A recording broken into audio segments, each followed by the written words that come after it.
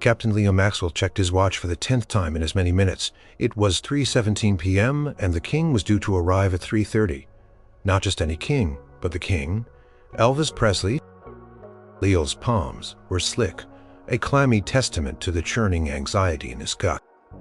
He was 29, a rising star at Global Air Charters, confident in the cockpit of any aircraft, especially the majestic Convair 880, tail number N as the Lisa Marie, but flying Elvis Presley. That was a whole different altitude of pressure. He smoothed down his crisp uniform, adjusted the knot of his tie, and ran a hand through his neatly parted brown hair. Every detail had to be perfect. Convair 880, a sleek four-engine jet, wasn't just a plane. It was Elvis's personal palace in the sky. He'd heard stories about it, seen pictures.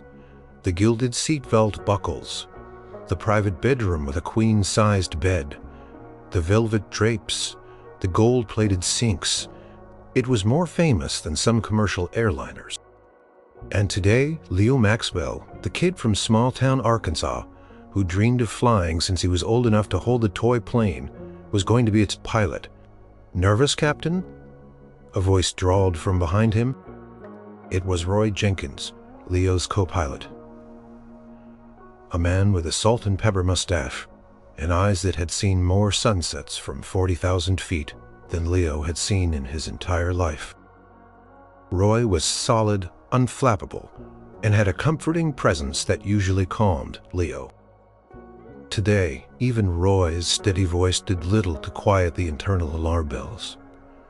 Leo managed a weak smile. Just the usual pre-flight jitters, Roy, you know. Roy chuckled, a low rumble in his chest. The usual. Pretty sure my usual doesn't involve ferrying rock and roll royalty. Don't worry, kid. He's just a man. A very famous man, sure, but he puts his pants on one leg at a time, just like us. Except his pants are probably custom-made with rhinestones, Leo muttered, glancing out the hangar doors. The late afternoon sun cast long shadows across the tarmac. The Convair 880 gleamed, its white fuselage sparkling. The distinctive TCB, taking care of business, lightning bolt, logo prominent on its tail. They finished their final walk-around inspection, Leo mentally ticking off every item on the checklist. Tires, engines, flaps, ailerons. All good. The plane was immaculate as always. The ground crew had done a superb job. But a plane, no matter how perfect, was only as good as the hands that flew it, and today those hands felt remarkably shaky. He thought about the flight plan. A relatively short hop from Los Angeles to Palm Springs, simple enough. Routine. But nothing felt routine when Elvis Presley was your passenger. Leo imagined Elvis sitting in that luxurious cabin, maybe humming a tune. Maybe just staring out the window. Would he even notice the pilot? Probably not. He had an entourage. Yet the thought of his presence, just a few yards behind the cockpit door, was enough to make his heart pound like a drum solo. Back in the cockpit, Leo settled into the pilot's seat. The controls felt familiar, comforting. He ran his hands over the yoke, the worn leather a familiar texture, but even here, the pressure felt immense. He took a deep, steadying breath. "You're a professional, Leo. You've trained for this. Don't let the king turn you into a jester." A commotion outside drew their attention. A motorcade of black limousines, polished to a mirror sheen, pulled up to the red carpet that stretched from the hangar door to the plane's boarding stairs. This was it. The limousine doors opened, and out stepped a figure that was instantly recognizable, even from a distance. Elvis Presley. He was wearing a striking white jumpsuit embroidered with intricate designs, and a cape that billowed slightly in the light breeze. His dark hair was styled high, his sideburns prominent. He wore dark sunglasses, but Leo could feel the sheer magnetism of the man even through the cockpit window. He was taller than Leo expected and carried himself with an undeniable presence, a regal bearing that perfectly suited his nickname. He moved slowly, acknowledging the few security personnel and ground crew with a nod, a slight wave. His entourage followed closely behind him. Bodyguards, a doctor, friends, family. It was a traveling court. Leo watched, mesmerized. He'd grown up listening to Elvis's records, seen his movies. He was a legend, a living myth, and now he was about to fly him. His throat felt dry. Roy cleared his throat. "Looks like our distinguished passenger has arrived, Captain, ready for takeoff." There was a hint of a smile in Roy's voice, a knowing twinkle in his eyes. Leo forced a nod, his gaze still fixed on the man ascending the stairs. Elvis paused at the top just before entering the cabin, and for a split second his head turned, almost as if he was looking directly at the cockpit. Leo instinctively ducked, slightly feeling foolish, like a kid caught peeking. But the moment was gone. Elvis stepped inside and the cabin door closed with a soft thud. The weight of the king's presence settled over the aircraft, a tangible thing. Leo squeezed his eyes shut for a moment, trying to recenter himself. The king was on board. There was no turning back now. His heart was still hammering against his ribs, but a strange sense of purpose, of destiny, also began to set in. He had a job to do, and he was going to do it perfectly. For the king, Elf terrified and exhilarated him. He reached for the pre-flight checklist. His hand still a little unsteady, but his resolve hardening. The king deserved nothing less than the best, and Leo Maxwell was going to deliver it. The ground crew signaled all clear. Leo looked at Roy, a silent understanding passing between them. "All right, Roy," Leo said, his voice a little huskier than usual. "Let's take the king to Palm Springs." The cabin door had barely clicked shut behind Elvis and his entourage when a hush fell over the aircraft. It wasn't just the quiet hum of the plane's systems. It was a stillness that seemed to radiate from the back, a palpable sense of the king's presence. Leo imagined the luxurious cabin bathed in soft indirect lighting, the plush seats waiting to cradle rock and roll. He pictured Elvis settling into his favorite spot, maybe kicking off his boots, perhaps requesting a glass of iced tea. "Everyone's aboard. Captain, the head flight attendant, a calm woman named Martha, announced over the intercom, her voice professional but with a hint of shared awe. "Thank you, Martha. Please ensure everyone is seated and buckled for departure." Leo's voice, surprisingly steady, echoed. Through the intercom, he felt a small victory. At least his professional facade was holding up. Roy gave him a quick, encouraging wink. Leo nodded, running through the pre-flight checks with a meticulous focus that bordered on obsessive. He checked the fuel gauges, full, reviewed the flight plan, clear, confirmed the weather, perfect, clear skies, light winds, everything was ideal. It was as if the universe itself was aligning to ensure a smooth journey for its most famous passenger. Could hear muted sounds from the cabin, the gentle rustle of fabric, a low murmur of voices, a quiet laugh that might have been Elvis's. Each sound heightened Leo's awareness of the responsibility resting on his shoulders. This wasn't just a flight. It was a moment in history. He wasn't just a pilot. He was the temporary guardian of a legend. His mind replayed the brief, almost accidental eye contact he thought he'd made with Elvis on the stairs. Had Elvis really looked up, or was it just his own nervous imagination playing tricks? He suddenly felt a desperate urge to be invisible, to just do his job and not be noticed. But how could you not notice the pilot of your private jet? Ground control. "This is Lisa Marine N. 880EP. Requesting pushback clearance, flight to Palm Springs." Leo's voice was crisp and clear as he spoke. Into the radio, N880EP, cleared for pushback. "Expect taxi instructions upon completion." Controller's voice was calm, routine, oblivious to the swirling hurricane of nerves. Inside Leo, as the tug vehicle slowly pushed the Convair 880 back from the gate, Leo felt the gentle vibration through the floor. Powerful engines still off seemed to hum in anticipation. He went through the startup sequence, each switch and button a familiar ritual. The whine of the auxiliary power unit, then the deep rumble as the first engine caught, followed by the others. The distinct scent of jet fuel filled the air for a moment, before the ventilation system cleared it. Roy was running through his own checks, calling out readings, verifying settings. His presence was grounding a steady anchor in Leo's tumultuous sea of apprehension. "All green on my side, Captain. Good. Let's get our taxi clearance." In N880EP. Cleared to taxi to runway 25. Left, be a taxiway Alpha. Leo maneuvered the massive aircraft with practiced ease. The Convair 880 was a powerful beast, but in his hands it felt like an extension of himself. He guided it slowly, precisely down the taxiway, passing other commercial jets, their passengers perhaps wondering who was on board this magnificent private plane. He could feel eyes on them, curious glances, but he kept his gaze fixed on the taxiway lines. He thought about the stories he'd heard about Elvis, his generosity, his mood swings, his incredible charisma. He was a larger-than-life figure, a walking contradiction of vulnerability and power. What if he was difficult? What if he was demanding? What if he thought Leo wasn't a good pilot? These anxieties swirled in his head, battling against his professional training. His hands were still a little clammy, despite the cool air conditioning of the cockpit.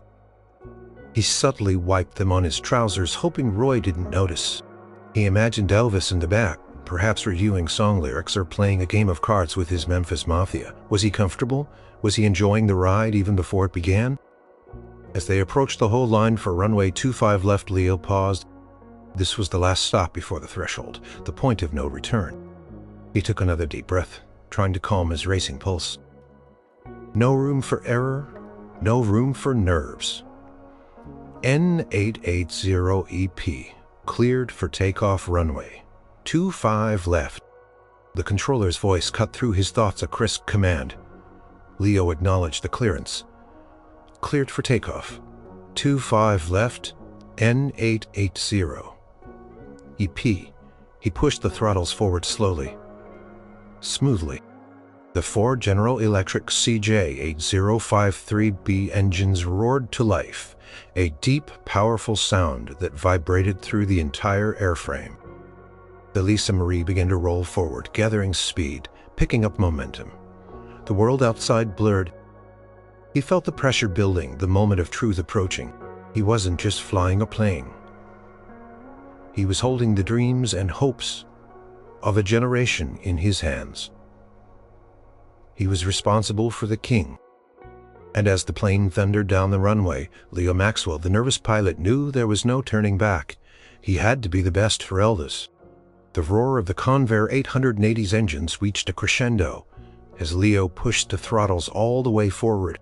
Powerful jets pinned him back against his seat, a familiar, exhilarating sensation. The runway lights blurred into twin streaks of white as the Lisa Marie rocketed down the tarmac. Leo's eyes scanned the instruments, his focus absolute, but in the back of his mind he could still feel the weight of his legendary passenger. "Airspeed alive," Roy called out, his voice steady. 80 knots VE, 1 rotate. Leo pulled back gently on the yoke, and the nose of the massive jet lifted gracefully into the air. The main landing gear followed, leaving the Earth behind. For a split second, the world seemed to hold its breath. Then the wheels tucked neatly into their bays with a satisfying thud. Positive rate.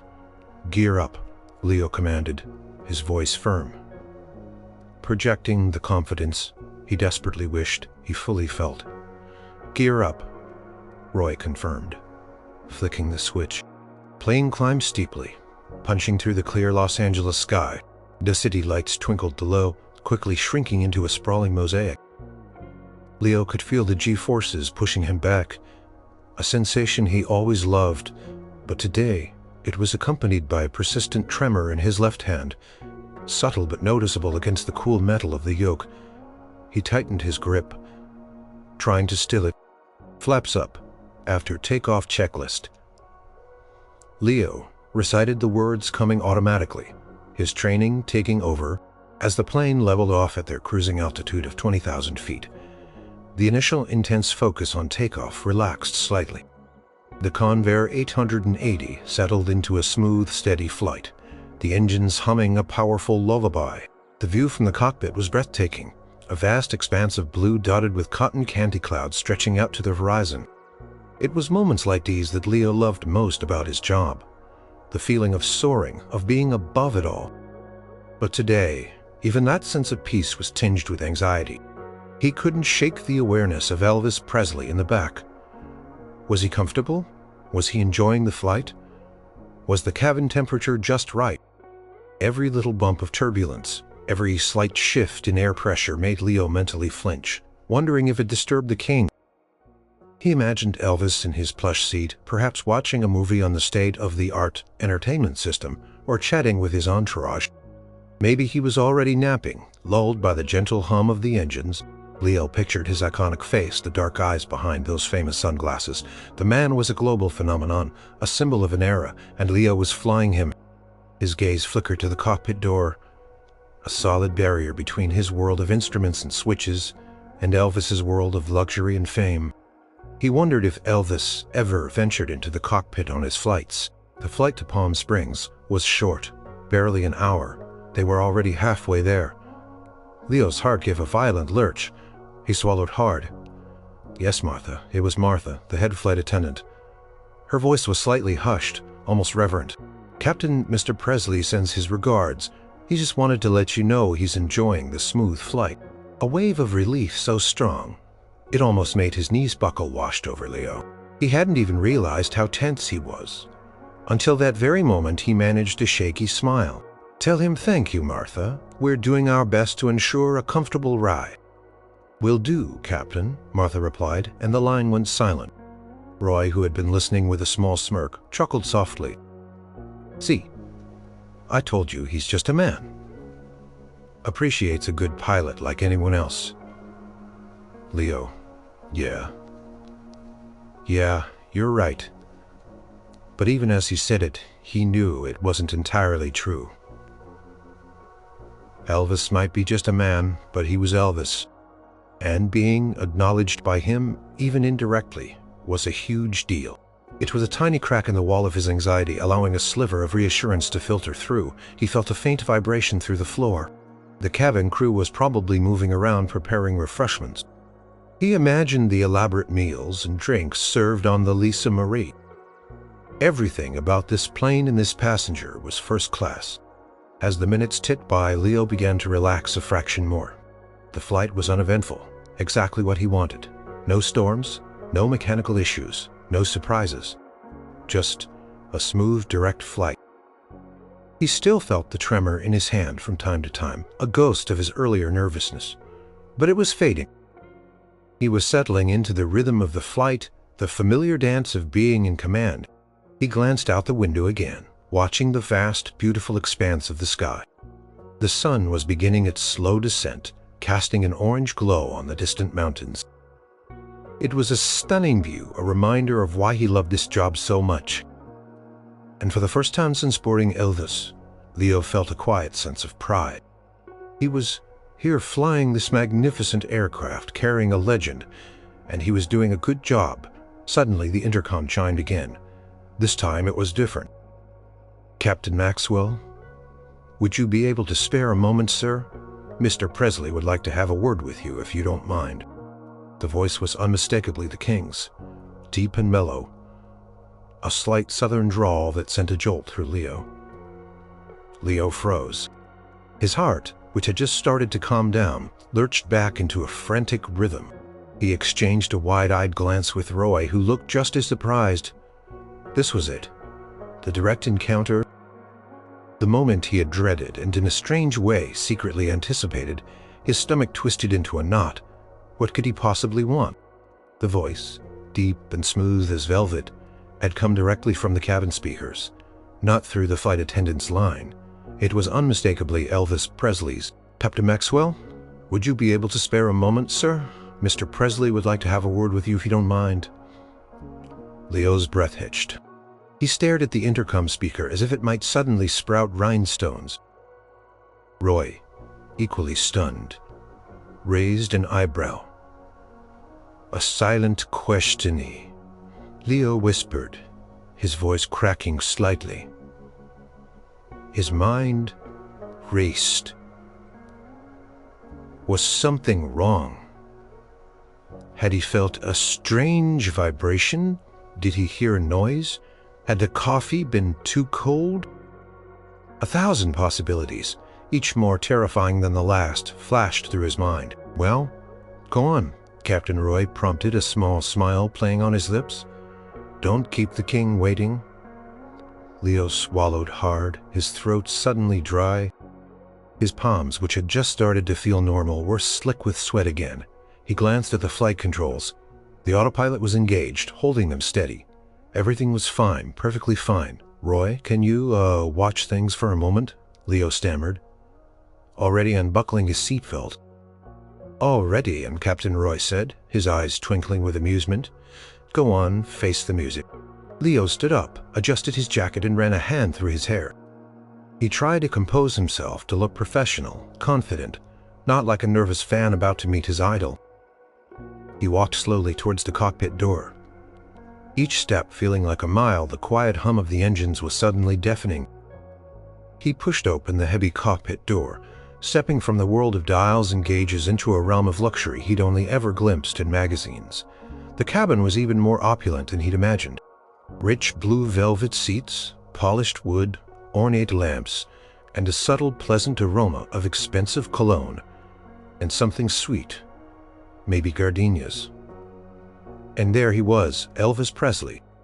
He was seated on a plush sofa, not in one of the individual reclining chairs, but in the more casual lounge area near the front of the cabin. He had taken off his sunglasses, revealing eyes that were a surprisingly clear blue, thoughtful, and surprisingly gentle. He wasn't in his jumpsuit anymore, but a comfortable dark silk shirt and slacks. A gold cross glinted at his neck. He looked up as Leo entered, and a warm, genuine smile spread across his face, instantly melting some of Leo's icy apprehension. "Captain Maxwell," Elvis said, his voice softer now, more intimate than over the intercom. "Thank you for coming back, please. Come in, have a seat, won't you?" He gestured to the empty seat directly across from him. Leo hesitated for a moment, unsure if he should sit. He was still technically on duty after all. But Elvis's gaze was so inviting, so disarmingly kind, that Leo found himself obeying. He sat perching stiffly on the edge of the velvet cushion. "Sir," Leo began, trying to keep his voice steady. "Is everything all right? Is there anything I can do for you?" He braced himself for a complaint, a specific request, a question about flight performance. Elvis chuckled, a low melodic sound that put Leo slightly more at ease. "Everything is perfectly fine, Captain. Quite the contrary, actually. It's a magnificent flight, smooth as glass." He paused, his blue eyes studying Leo with an intensity that wasn't intrusive but deeply observant. "I just wanted to take a moment to thank you personally and to introduce myself properly. I'm Elvis." Leo felt a blush creep up his neck. "I know who you are, Mr. Presley, sir," he blurted out, then immediately wanted to kick himself. It sounded so childish. Elvis's smile widened. "Please call me Elvis, and I'd like to call you Leo, if that's all right." "Of course." Elvis Leo managed, feeling a tiny tremor of awe and a surprising wave of relief. He was being treated like a person, not just a pilot. Elvis leaned forward slightly, his posture relaxed and open. Elvis Presley was complimenting him. "No sir," needed Leo. "Just Elvis," he repeated gently. "And you're doing more than just trying your best.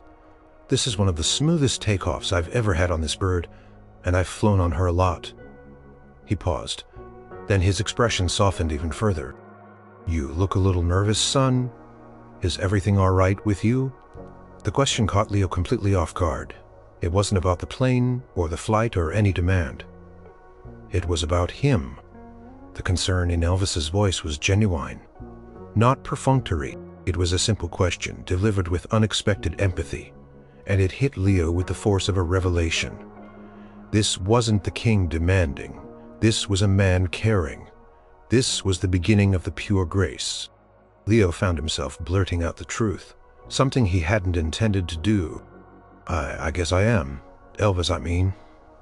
It's not every day you get to fly well."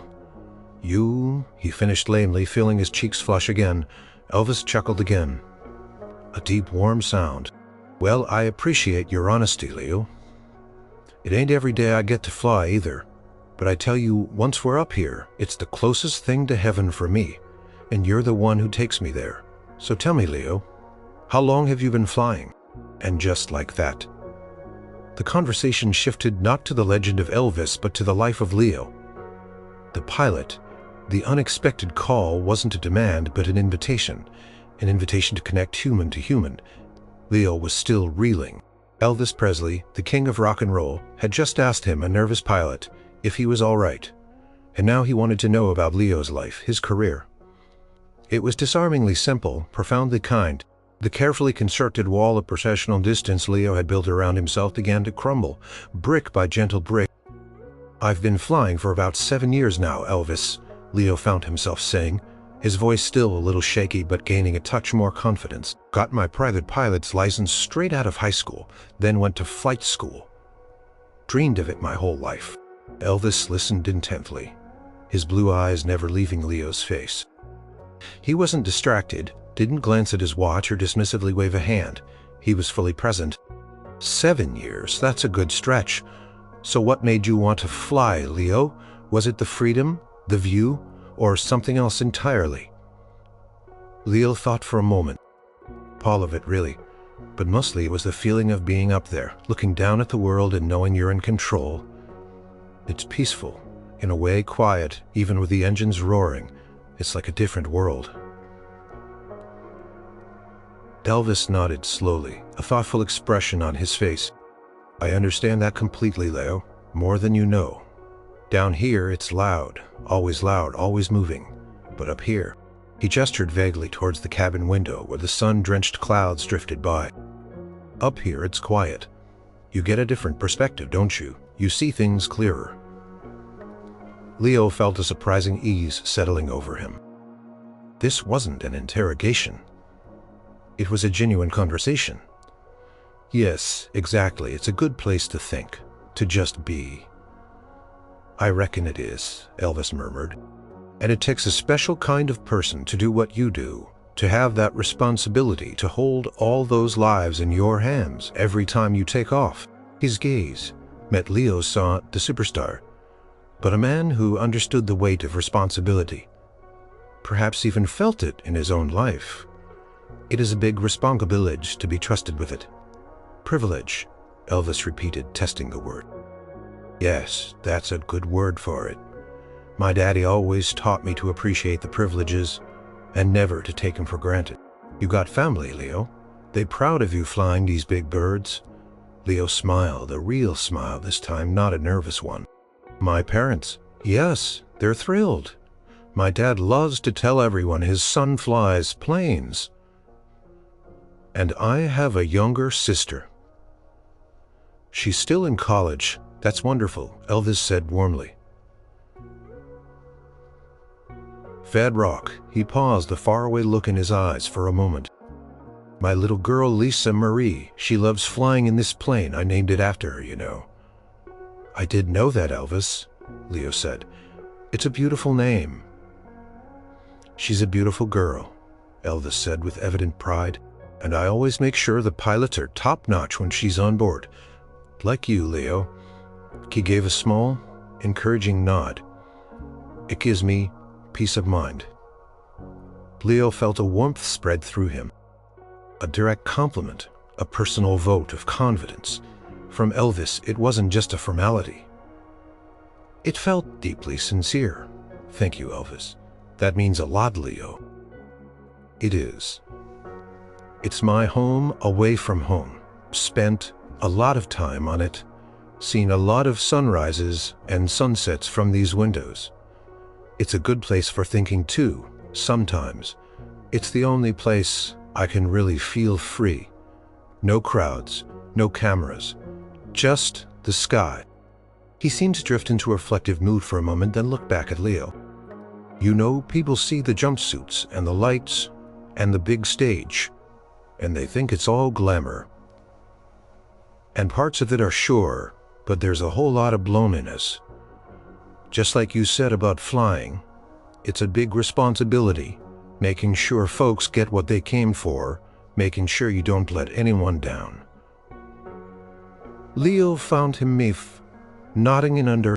He hadn't expected this level of openness, this unexpected vulnerability from the king.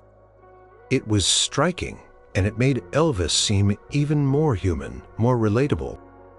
The pressure of performance, of constant expectation. Leo could only imagine.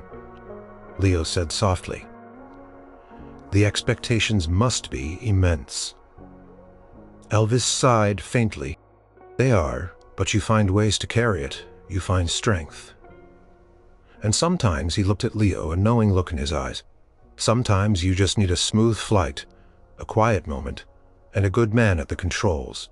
That helps a lot. Leo felt a profound sense of gratitude. The nervousness was almost completely gone now, replaced by a quiet awe and an unexpected connection. He wasn't just flying a plane. He was sharing a moment with a man who, despite his legendary status, was reaching out with simple, pure grace. The conversation flowed with surprising ease. Leo, now more relaxed than he'd been all day, found himself drawn into Elvis's presence. The legend was still there, of course, but it was overshadowed by the genuine warmth and disarming humility of the man himself. Powerful, almost spiritual. He paused, looking out the window at the endless blue. And then there are moments up here, looking down, seeing the world spread out, and it feels like the same kind of connection, but in a different way. It's just me and the sky, and everything feels right peaceful. Leo nodded. It's that feeling of perspective, isn't it? Like you can see the bigger picture. Exactly, Elvis agreed, turning back to Leo. Everything seems a little smaller from up here, don't it? All the worries, all the troubles down on the ground, they just shrink. He smiled faintly. Except for the ones you bring up with you, I suppose. But even those feel different. It's true, Leo said, thinking of his own anxieties before this flight. They did feel smaller now, almost silly in the light of Elvis's graciousness. Sometimes, after a long flight, I step off the plane and feel completely refreshed, like I've left all the noise behind for a while. That's the beauty of it, Elvis mused. Finding that peace, wherever you can. For me, it's singing, it's being with the people I love, and it's flying. There's something about it that just cleanses the soul. Leo felt a surprising urge to share something personal. I remember one time when I was just starting out, I hit a patch of really bad turbulence over the Rockies. We were getting tossed around pretty good, and I was just a rookie co-pilot. I was terrified. Thought we were going to drop right out of the sky. He chuckled ruefully. My captain, he was an old-timer, just kept humming to himself, calm as could be. He said, "Just ride it out, son. The plane knows what it's doing, and so do we. Just trust your training." And we did, and we got through it. Elvis listened, his head cocked slightly, a look of genuine interest on his face. That's a good lesson, Leo. Trust your training, trust yourself, and trust the good Lord above. That applies to more than just flying, don't it? It does, Leo agreed, feeling a surge of respect for this man who could extract such universal wisdom from a simple anecdote. You gotta trust that you know the song, you know the stage, and you'll find your way through it. He looked at Leo, a mischievous glint in his eye. Guess we're both in the performance business in a way, huh? Just different kinds of stages. Leo laughed, a genuine, unforced laugh. I suppose we are, Elvis, though my audience is usually just one or two passengers in the back. But the most important ones, Leo, the most important ones, Elvis said, his voice serious again, then softened with a smile. And I'm awful glad you're on the controls today. I really am. The conversation continued to flow, touching on music, on the changing world, on the simple pleasures of life. Elvis spoke of his love for gospel music, his passion for karate, his joy in giving gifts to those around him. He didn't boast or demand. He simply shared as one human being to another. Leo, in turn, found himself talking about his small town, his favorite flight routes, the challenges of mastering new aircraft. From the cockpit, Roy, Leo's co-pilot, couldn't help but occasionally glance back through the open door. He could see Leo, usually so reserved, talking animatedly with Elvis Presley.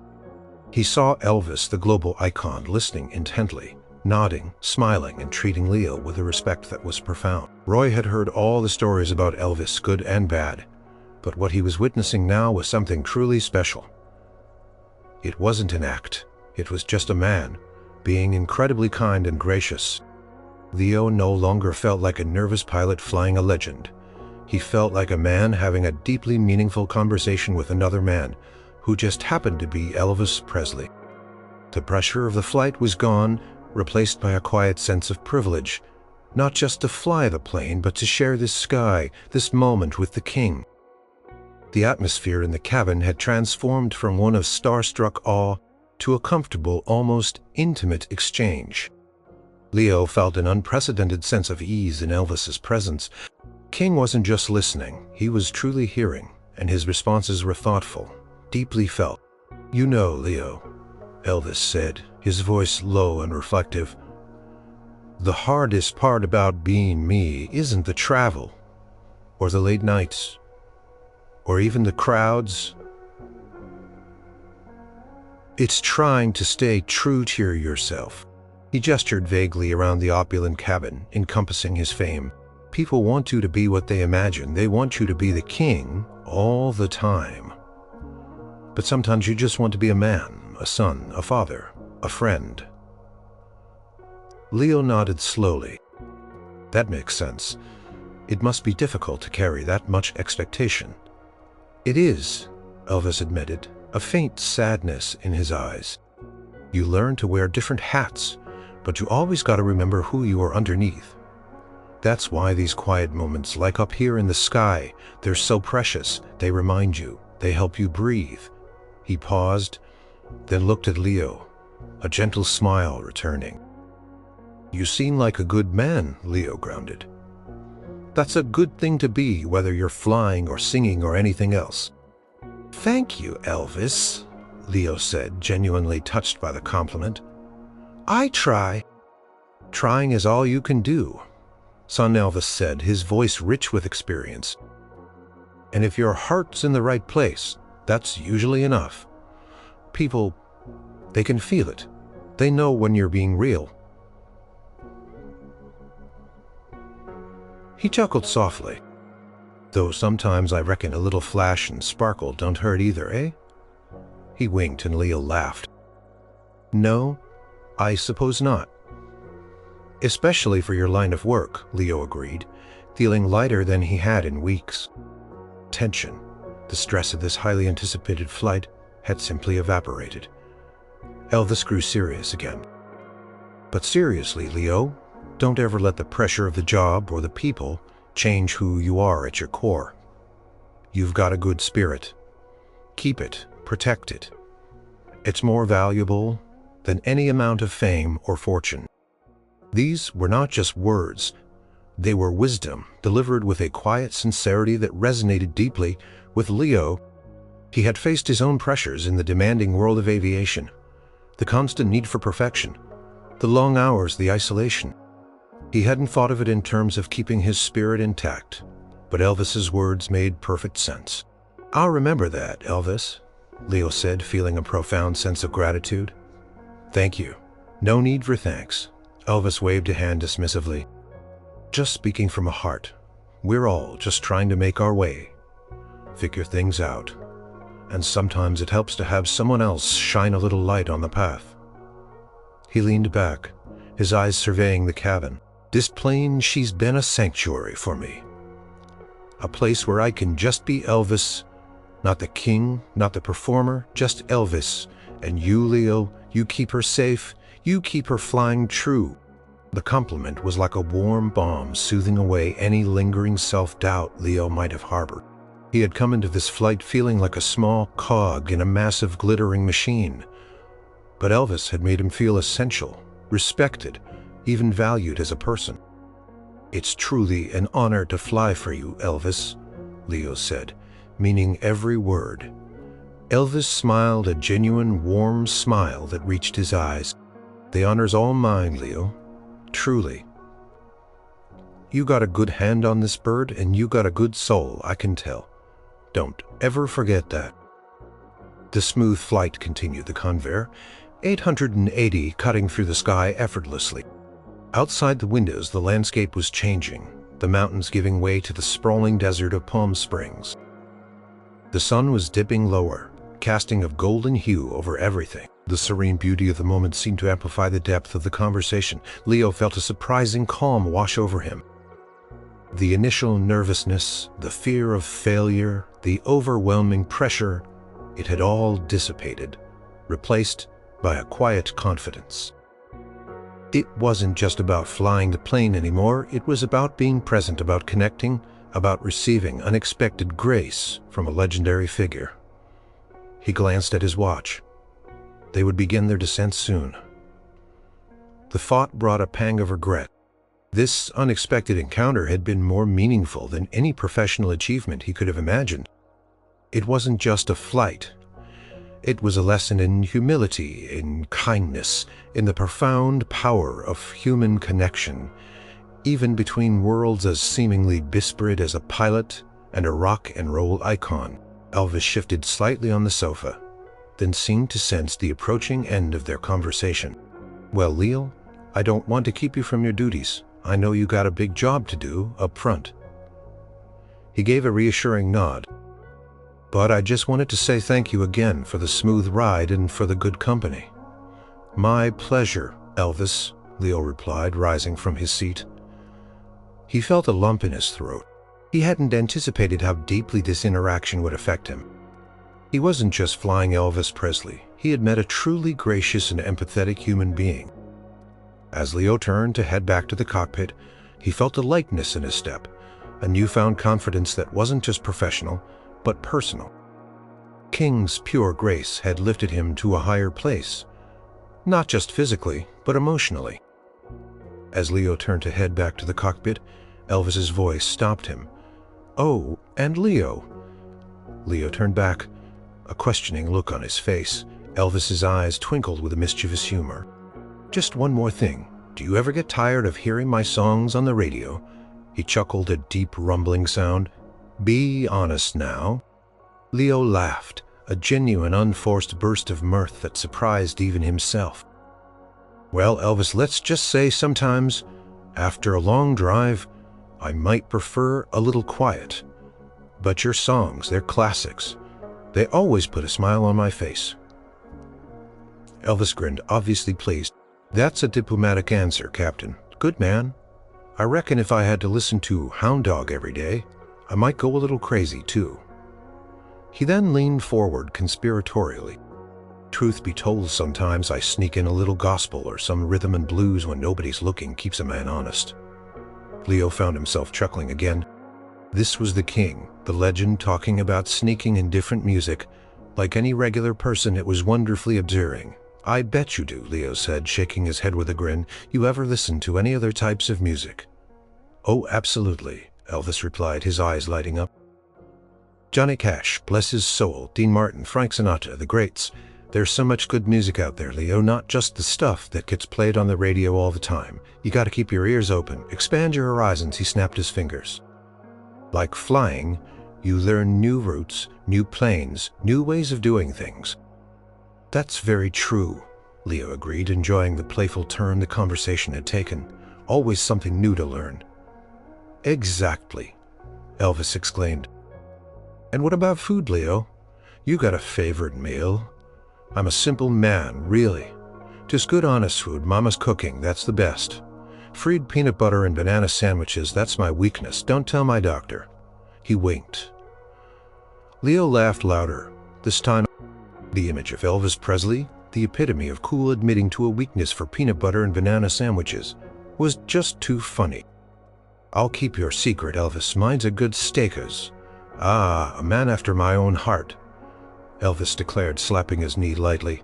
"Good solid food. You can't beat it." He paused. Then his expression softened. "You know, that's what it all comes down to, Leo, the simple things. A good song, a good meal, a kind word, a safe flight. Those are the things that truly matter. All the flash and the fame. It comes and goes, but safe, simple, true things wash over him." Elvis wasn't just a superstar. He was a philosopher of the everyday, a man who truly understood the value of what was real. His words resonated deeply within Leo, making him reflect on his own life, his own priorities. "You're right, Elvis," Leo said, feeling a profound sense of clarity. "They really do." Elvis gave him a warm, reassuring smile. "Now go on, Captain, get back to your birds. We're in good hands, I know it." Leo felt a genuine affection for the man sitting before him. The nervous, starstruck pilot had been replaced by a young man who had just experienced a truly heartwarming and unexpected connection. He hadn't just met Elvis Presley, he had encountered a man of profound grace, humility, and kindness. As Leo turned and walked back towards the cockpit, the lightness in his step was undeniable. He could still hear the faint, friendly chatter from the cabin, and a quiet sense of contentment filled him. The flight was nearing its end, and the preparations for descent would soon begin. He opened the cockpit door, and Roy glanced at him, a quizzical look on his face. "Everything all right, Captain? You were gone a while. The king treating you right?" Leo slid back into his seat, a wide, genuine smile on his face. "Roy," he said, shaking his head in disbelief, "you wouldn't believe it. He's truly one of a kind, absolutely incredible." Roy just chuckled, sensing the shift in Leo's demeanor. "Told you, just a man." "No, Roy," Leo corrected him softly, still smiling. "He's more than just a man. He's a gentleman, and he's got a heart of pure gold. You wouldn't believe the things he said." He looked out the window. The vast expanse of the desert stretched out below them, bathed in the soft fading light of the afternoon sun. The serene beauty of the moment seemed to perfectly encapsulate the peaceful feeling in his heart. The flight had taken on a new dimension far beyond the routine journey. It had become a journey of unexpected insight and profound connection. He took a deep breath, filled with a renewed sense of purpose and a quiet joy. King's grace had not only calmed his nerves, but had also left an indelible mark on his soul. Now it was time to bring the king and his flying palace gently down to earth. "All right, Roy," Leo said, his voice imbued with a newfound calm and confidence. "Let's get ready for descent. Palm Springs approach should be calling us in a few minutes." Roy nodded, already flipping switches and checking readouts. The transition from friendly conversation to professional duty was seamless. Leo felt completely focused, but the underlying sense of peace from his talk with Elvis remained. The tremor in his hand was entirely gone. Soon, Palm Springs approach called them, giving them vectors for descent and landing instructions. Leo meticulously went through the descent checklist, his movements precise and controlled. The Lisa Marie began its graceful arc downwards, slowly relinquishing the altitude it had so effortlessly gained. As they descended through the layers of air, the desert landscape came into sharper focus. The jagged peaks of the San Jacinto Mountains loomed in the distance, their shadows lengthening as the sun dipped lower. The checkerboard pattern of fields and golf courses spread out below, interspersed with the neat grids of Palm Springs itself. Leo managed the throttles and flaps with a smooth touch, ensuring the descent was as comfortable as the ascent had been. He imagined Elvis in the cabin, perhaps looking out the window, enjoying the view, or simply resting. He hoped the ride continued to be as smooth as silk for him. "Flaps 15, airspeed target 200, Leo called out, his eyes scanning the primary flight display. "Flaps 15, speed 200, Roy," confirmed, his hands moving over the controls. The landing gear lowered with a soft thump, followed by the reassuring whir of the hydraulic system. The air, rushing past the plane, grew louder, a sign of their decreasing altitude. "Gear down and locked. 3 green," Roy announced. "Good," Leo replied, his gaze fixed on the runway appearing in the distance. He felt completely in control, completely at ease. The anxiety that had plagued him for the hours leading up to this flight had completely vanished, replaced by a quiet confidence that was more profound than any he'd felt before.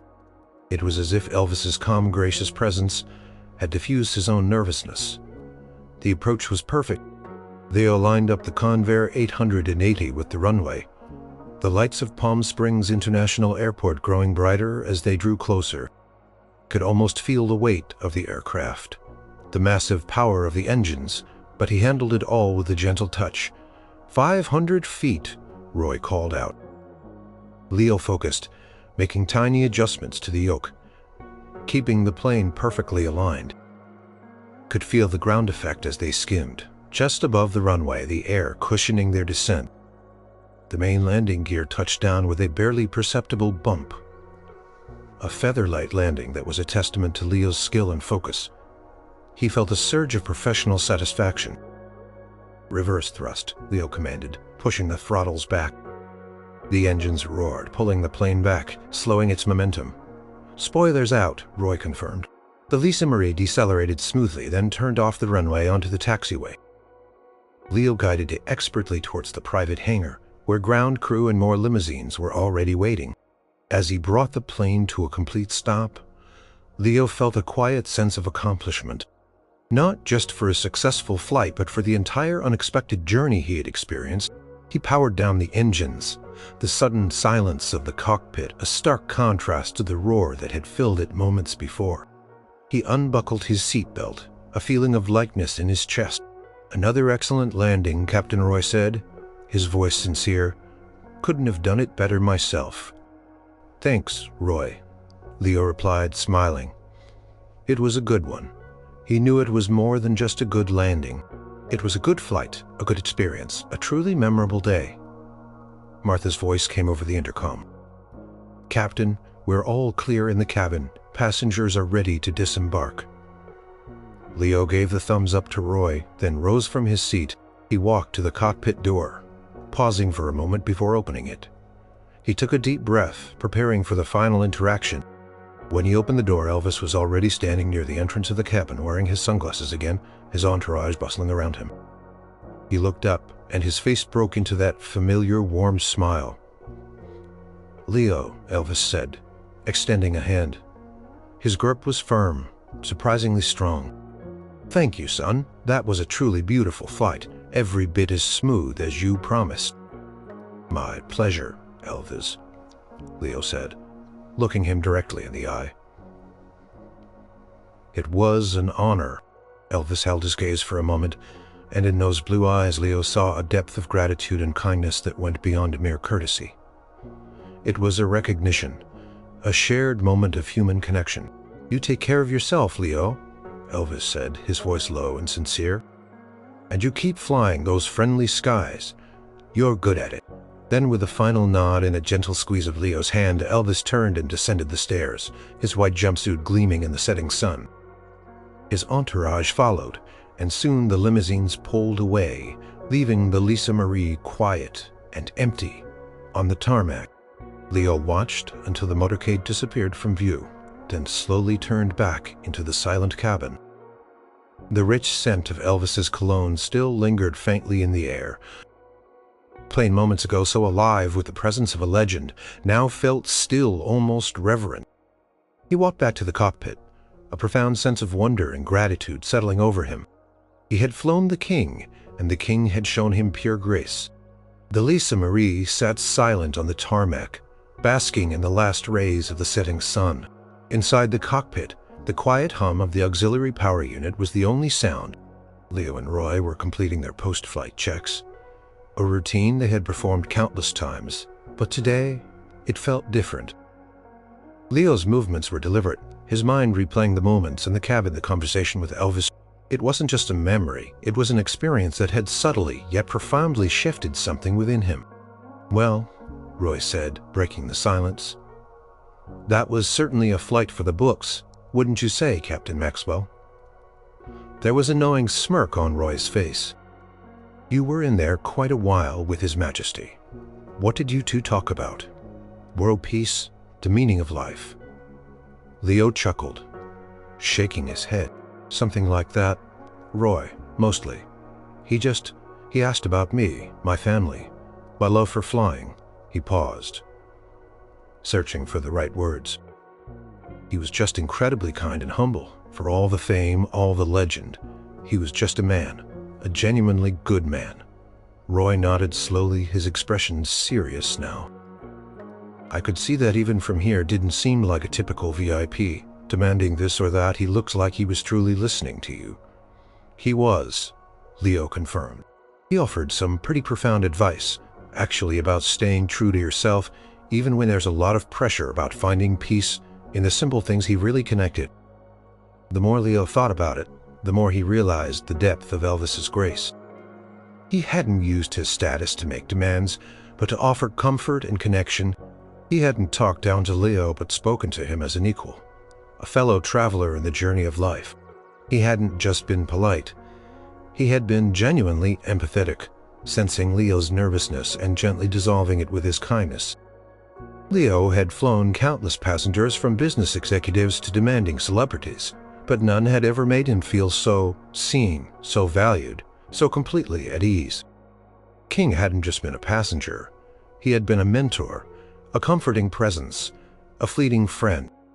As they locked up the cockpit and exited the plane, Leo took one last look back at the Lisa Marie, its majestic form silhouetted against the darkening sky. It wasn't just a plane anymore. It was a vessel of unexpected grace, a stage for a profound human encounter.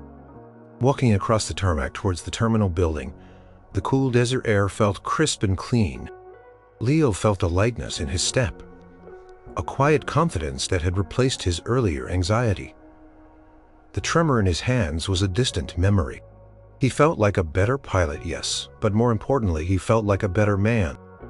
"You know, Roy," Leo said as they approached his car, "I'll probably fly thousands more hours, countless more passengers, but I don't think any flight will ever stick with me like this one." Roy clapped him on the shoulder. "Probably not, kid. Not many folks get to fly the king, and fewer still get to really meet him like you did." "That's a special kind of magic," Leo smiled. It really was. He thought about Elvis's words. "Don't ever let the pressure change who you are at your core. You've got a good spirit, keep it, protect it. And sometimes it helps to have someone else shine a little light on the path." Those words, delivered with such sincerity and warmth, would stay with him. They weren't just celebrity platitudes. They were genuine wisdom from a man who knew the immense pressures of life on a scale few could imagine. Driving home that evening, Leo felt a quiet resolve solidify within him. He would strive to embody that grace, that kindness, that genuine interest in others, in his own interactions. He would remember that even the most famous, powerful figures were just human beings, often carrying their own burdens, and that a simple act of genuine kindness, a moment of shared humanity, could make all the difference. The nervousness was gone, but the impression of Elvis's pure grace remained a comforting echo in his heart. He had flown the king, and in doing so, he had learned something invaluable about himself and about the surprising, heartwarming power of human connection. Even at 20,000 feet, it was a flight he would never forget. Not because of who he flew, but because of how the king had made him feel. It was indeed pure grace.